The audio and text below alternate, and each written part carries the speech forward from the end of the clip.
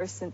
Because if we look at Israel and we look at citizens in Israel proper, not in Gaza and the West Bank, who have voted their own government, for the people who have voted in the Israeli government, they enjoy equal status.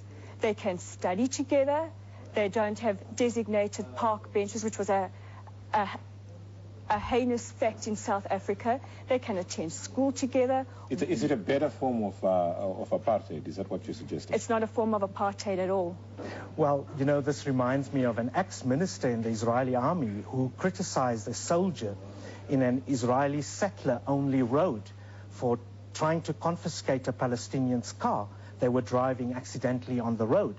And the ex-Israeli minister, she said, now, why are you preventing this? There's no sign saying Jewish-only road. And the soldier responded by saying, you want us to put up a sign so that people can say this is apartheid? You know, that's the reality. The fact that you don't have park benches doesn't mean there has been discrimination. The other point, Daniel, Palestinians have spoken in the occupied territories. They democratically elected the Hamas government, whether we like it or not. Jimmy Carter called that the most democratic elections he saw, but Israel refuses to negotiate with the Hamas government. Now that there's a government of national unity with Abbas and Ismail Haniyeh, they still refuse to negotiate. So who is for peace and who is against peace? I'd like to say that President Abbas, Mahmoud Abbas, from Fatah, and President Olmert have spoken often about the way forward and a movement towards peace and a movement towards mutually recognized states. Yes, the Palestinians spoke and they elected Hamas, but not on a political platform, on a social platform. And it calls to question just how well What does that mean on a social platform? I don't understand. Hamas is made up of various wings. You have the political wing of Hamas, which we are familiar with. We're familiar with their rhetoric. We're familiar with the armed wing. There's Adin al-Qassam. And they have the social wing of Hamas that look after the social interests of the Palestinian people.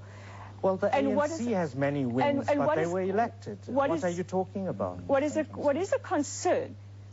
And it's very naive. These are the people that they decided. Yes, these are the people we want to lead us. Yes. I thought democracy is about choosing. Democracy is about that, but how well can a democratically elected government deliver? So you're deciding for the Palestinians. I'm not deciding for the Palestinians at all. I'm saying like you are questioning whether they did the right thing.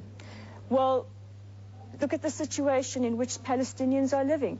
There is the internecine by Hamas.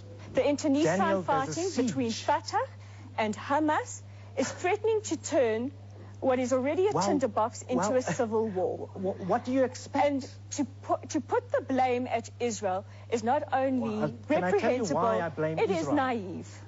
Well, Israel at the moment is preventing the democratically elected government from getting their own money, from having a financial blockade and a siege of Palestinians. Oxfam, Amnesty International, most human rights organizations have talked about the desperation, the poverty. Obviously, this brutalization is going to have an outlet, and I'm afraid, Rolene, it's not only Palestinians who are going to suffer.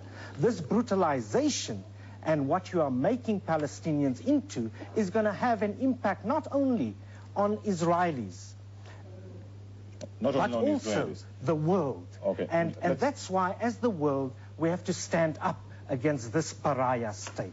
Okay, just in ending, really, because we've run out of time. In ending, there is an international embargo on the Hamas state. Western, it is a horrible state of affairs. Bush, there is of course. tremendous suffering